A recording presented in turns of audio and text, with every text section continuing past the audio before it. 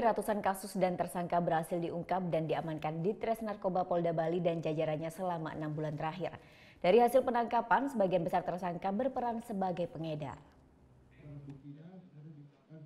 Hingga pertengahan tahun 2018, jajaran Polres dan Polda Bali berhasil mengungkap sebanyak 593 kasus penyalahgunaan narkoba. Dari ratusan kasus tersebut, petugas berhasil mengamankan 672 tersangka. Dari jumlah tersangka tersebut, 85 orang adalah perempuan dan 15 adalah orang warga negara asing. Jumlah barang bukti yang berhasil disita seperti sabu mencapai 6,6 kg, ganja 7,5 kg, ekstasi 5.400 butir, tembakau gorila 1 kg, dan mushroom 48 gram.